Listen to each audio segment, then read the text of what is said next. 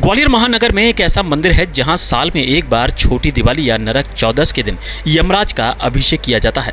यह मंदिर फूलबाग पर स्थित मार्कंडेश्वर के नाम से प्रसिद्ध है। इस मंदिर का निर्माण सिंधिया जी के शासनकाल में लगभग 250 से 300 वर्ष पूर्व कराया गया था।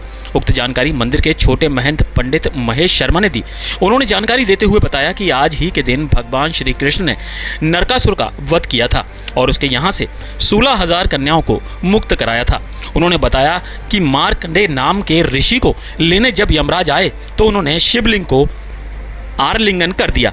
तब भगवान से और यमराज से कहा कि मैं इनको अजर अमर होने का वरदान देता हूं। ऐसी मान्यता है कि आज नरक चौदस के दिन यमराज का अभिषेक करने पर उस व्यक्ति एवं उसके परिवार को नरक का भय नहीं रहता है।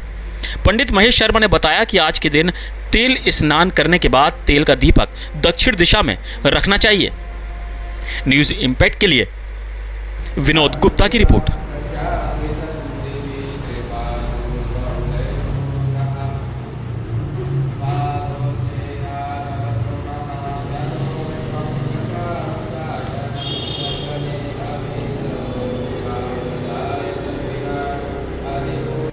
जी, अगर हम नरक चौदस की बात करें तो ये कार्तिक मास की कृष्ण चतुर्दशी के दिन इसको मनाया जाता है। और अगर हम इसके संदर्भ में इसका इतिहास देखें तो ये जो नरकासुर नामक राक्षस था, जिसको हम भौमासुर भी कहते थे, इसका वध किया था श्री कृष्ण जी ने।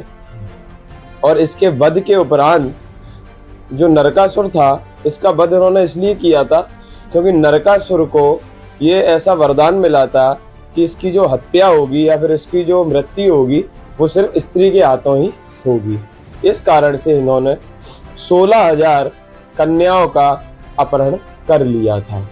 इसके उपलक्ष्य में श्री कृष्ण भगवान ने सत्यभामा के साथ जाकर नरकासुर का वध किया था और उसके वध के उपरांत उसकी खुशी में दक्षिण दिशा की तरफ इसको दीप को जलाया गया था। और जब इसका वध किया गया तो इसके वध के बाद जो रक्त के छींटे होते हैं वो कृष्ण जी के शरीर पर पड़े थे। उस छींटों को हटाने के लिए भगवान ने तेल से स्नान किया था। इसी कारण से तेल से स्नान किया जाता है और दीपक को दक्षिण दिशा में जलाया जाता है। और ऐसी मान्यता है कि सुबह ब्रह्म मुहूर्त के समय का जो मुहूर्त होता है, उस समय अगर यमराज जी का अभिषेक किया जाए तेल से और दीपक को जलाया जाए तो व्यक्ति को एवं उसके परिवार को नरक का भय खत्म होता है। ये इसका वृतांत है एवं इसका इतिहास है। इस मंदिर की नाम क्या है? इस मंदिर का नाम श्री मार्कंडेश्वर महादेव मंदिर के नाम से प्रसिद्ध है। ये शिव जी का मंदिर है। इसमें श्री मार्कंडेश्वर ऋषि जो है, जिन्होंने मार्कंडे पुराण का विवरण किया है या मार्कंडे पुराण को लिखा है, उनकी कथा के अनुसार ये मंदिर का पूरा दृष्टांत है। हम जब इस मंदिर की बात करते हैं तो इस मंदिर के गर्भगृह में यमराज, धर्मराज, गणेश जी, गौरी माँ, हनुमान जी एवं शिव जी एवं मार्कंडेश्वर ऋषि की प्रतिमा है इस मंदिर में। और जब हम इसके दृष्टांत की बात करते हैं तो इसका दृष्टांत कुछ इस प्रकार है कि जब मार्कंडेश्वर ऋषि शिव जी की तपस्या कर रहे थे, जो उन्होंने मंत्र दिया था, ओम हौम जूम सह ओम भूर्भुवः स्वः ओम त्र्यंबकं जजामहे सुगंधिं पुष्टिवर्धनम् उद्वारुकमिव वंदनान् मृत्युर्मुक्षीयमामृता। इस मंत्र का जप करते हुए जब वह शिव जी की पूजा कर रहे थे तो उसी टाइम यमराज जी उनको लेने के लिए आए। क्योंकि यमराज जी उनको लेने इसलिए आए क्योंकि उनका जो मृत्यु का समय था वो काफी, उनके जीवन का समय काफी कम था। वो उस एक राजा की संतान थे, मार्कंडेश्वर ऋषि। उस राजा को शिव जी के द्वारा ही ये पुत्र प्राप्त हुआ। शिव जी से जब उन्होंने वरदान मांगा तो शिव जी ने कहा, या तो पुत्र के आप एक अच्छा पुत्र मांगे या ज्यादा आयु वाला पुत्र ले। तो उन्होंने कहा कि महाराज, ज्यादा आयु का क्या करूंगा, अगर पुत्र की संगत और अच्छी ना होगा, व्यवहार अच्छा ना होगा। तो उन्होंने कहा आप अच्छा पुत्र, अच्छे व्यवहार वाला पुत्र दें, परंतु भले ही आयु उनकी कम हो। तो जब मार्कंडेश्वर ऋषि थोड़े से बड़े हुए तो उनका ध्यान और उनका मन शिव में लग गया और वह जंगल में जाके तपस्या करने लगे। और उन्होंने इस मंत्र को उच्चारण करते हुए जब इसकी तपस्या की, परंतु जो उनका समय था वो पूर्ण हो गया और यमराज उनको लेने आए। जब यमराज उनको लेने आए तो उन्होंने जाने से मना कर दिया। जाने से मना किया तो यमराज के पास एक अस्त्र होता है जिसको हम बोलते हैं ब्रह्मफास।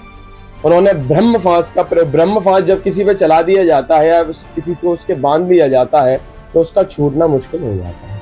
उन्होंने ब्रह्मफास का प्रयोग किया और ब्रह्मफास के द्वारा जब इनको खींचा तो उन्होंने शिवलिंग को अपने आलिंगन कर लिया। मार्कंडेश्वर ऋषि ने जब शिवलिंग का आलिंगन किया और इतने सालों से तपस्या कर रहे थे तो स्वयं शिव जी को भी प्रकट होना पड़ा। और जब शिव जी प्रकट हुए तो यमराज जी इस स्थिति में आके खड़े हो गए, बोले कि हे शिव, हे प्रभु, हे भोलेनाथ, मुझे इनको ले जाने दीजिए, अन्यथा इस सृष्टि का चक्र जो काल चक्र है वो पूरा बिगड़ जाएगा।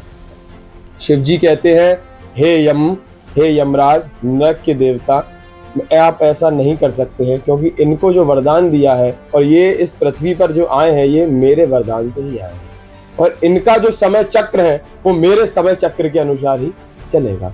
ऐसा मान्यता है कि एक कलिकाल के बीतने पर इस पृथ्वी का युग बीतता है और इस पृथ्वी का एक युग बीतने पर ब्रह्मा जी का एक दिन बीतता है और ब्रह्मा जी का एक दिन बीतने पर शिव जी के कुछ घंटे बीतते हैं।